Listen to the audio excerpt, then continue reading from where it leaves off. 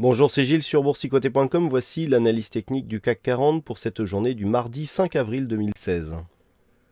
Avec au final une séance bien baissière aujourd'hui, puisqu'après une ouverture donc sur les plus bas de la veille, le CAC 40 enfonce donc et poursuit dans ce mouvement baissier court terme que je vous avais décrit hier pour venir clôturer à 4250,28, perdant presque 95 points par rapport au cours de la veille et un peu plus de 2% puisque le CAC 40 en clôture perd 2,18%. Donc on poursuit le mouvement baissier. Alors hier, j'attirais votre attention sur le fait qu'on avait dans l'esprit, et j'ai bien précisé, un complément du gap, même s'il restait quelques dixièmes de points, mais j'avais considéré que comme le gap était refermé sur le futur, je le prendrais comme un gap refermé.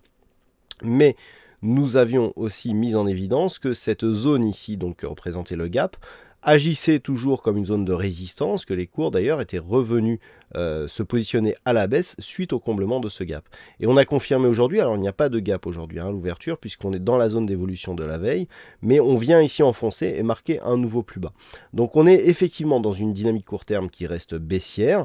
Du point de vue des indicateurs, nous avons un RSI qui continue à descendre, donc qui redevient baissier. Le stochastique donc entre ici dans sa zone de survente, toujours accompagné du MACD qui reste négatif. Par rapport au volume, j'attirais votre attention hier sur le fait qu'à la suite d'une hausse des volumes sur la séance baissière, avec ce gap baissier, et des volumes faibles sur la séance de rebond technique, nous étions toujours potentiellement sur un mouvement baissier. On le confirme aujourd'hui avec des volumes qui remontent et qui remontent, alors qu'effectivement on a ici une séance fortement baissière. Alors fortement, peut-être pas dans, le score final, mais dans la configuration de cette bougie. Regardez cette bougie ici par rapport à la bande de Bollinger inférieure, on est quasi dans la totalité à l'extérieur de cette bande de Bollinger. Et c'est bien ici, par l'enfoncement de cette bougie à la baisse ici, puisque en fait on a ouvert à l'extérieur de la bande de Bollinger, mais en s'écartant, on a fait descendre aussi la bande de Bollinger qui du coup a recouvert l'intégralité, enfin une partie de la bougie. Donc on n'est plus en intégralité à l'extérieur de la bande de Bollinger, mais on commence à être ici dans une petite phase d'excès. Alors petite pourquoi? Parce que nous avons certes une bougie qui est quasiment à l'intégralité à l'extérieur de ces bandes de Bollinger.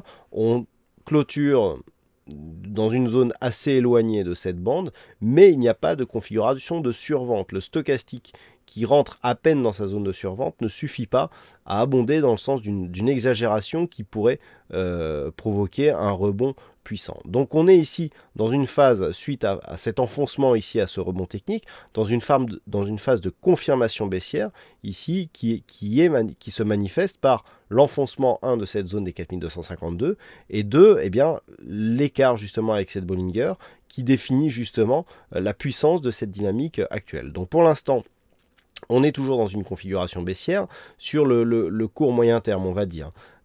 Par rapport à la dynamique qui était impulsée ici sur ce mouvement, on a validé la cassure du retracement des 38,2% de Fibonacci. C'est la première fois que l'on clôture sous cette zone.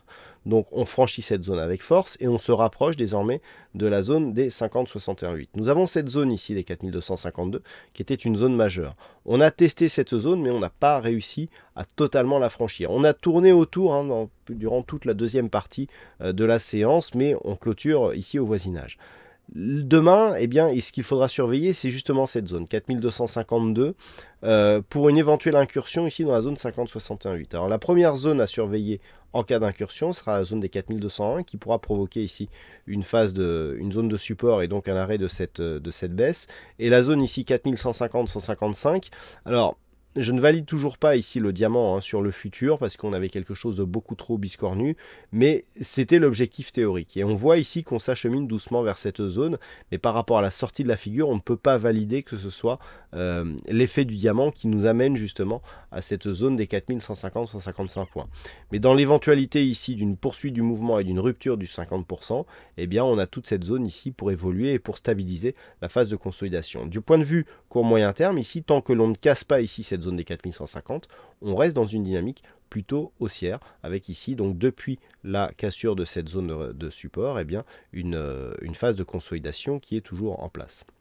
Voilà donc ce que l'on peut dire sur cette analyse technique du CAC 40. Donc demain, on surveille 4252,53. Sous cette zone, on vise la zone 50,61,8. Sur un rebond technique, et si parce que nous allons voir que les stats sont plutôt haussières, eh bien, on vise ici un retour possible sur la zone des 4378. Dans l'éventualité d'un rebond, tant que l'on reste ici sous cette ancienne zone de gap, on reste dans un flux baissier. Il faudra vraiment dépasser avec force cette zone ici pour commencer à sortir un petit peu de cette dynamique. Voilà donc pour cette analyse technique du CAC 40. Alors aujourd'hui, il y avait un fixing, c'est Sarah qui gagne sur cette session. Et puis en ce qui concerne les statistiques, alors je vais revenir un petit peu sur ce qui s'est dit ce matin.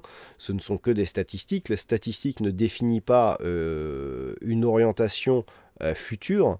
Elle définit, elle identifie la configuration actuelle et nous informe sur le comportement des cours dans une configuration similaire. Alors effectivement, le fait de jouer une statistique qui a une bonne probabilité, c'est un petit peu, je dirais, ce qui fait le fondement de l'analyse technique.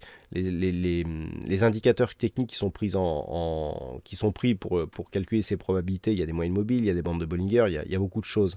Mais ce ne sont que des statistiques. Et vous connaissez tous la phrase, que les performances passées ne préjugent pas des performances futures. C'est ça. Donc, personnellement, je les joue aussi. Mais surtout, n'oubliez pas, le money management, c'est ce qu'il y a de plus important lorsque l'on joue ces statistiques ou n'importe quelle position en trading. Ne jouez pas au qui tout double sur chaque position de trading que vous ouvrez. Ça se terminera toujours de la même manière, c'est-à-dire par la ruine. Voilà donc du point de vue des statistiques. Alors, on a une statistique qui est assez forte. Alors, le chiffre sera un peu moins fort, mais on a énormément d'occurrences, ce qui valide, je dirais, plutôt ce résultat. Donc, pour demain et pour la bougie prochaine, on a une probabilité à 63%. Donc, pour vous informer, ça sera inscrit sur analyse. On a 71 cas sur 112 où la bougie suivante dans une configuration similaire a été haussière. Donc haussière, je dis toujours par rapport au niveau d'ouverture de la séance à 9h. Et pour ce qui est des statistiques, donc sur plusieurs jours, à 5 jours, on a là aussi une forte probabilité haussière qui se dégage, les calculs étant toujours en cours, donc tous les détails seront inscrits sur l'analyse écrite du CAC 40. Voilà donc pour cette analyse technique du CAC 40 et ses statistiques. Passez une bonne soirée, bonne chance dans vos trades. On se retrouve dès demain pour d'autres analyses techniques sur le site boursicoté.com.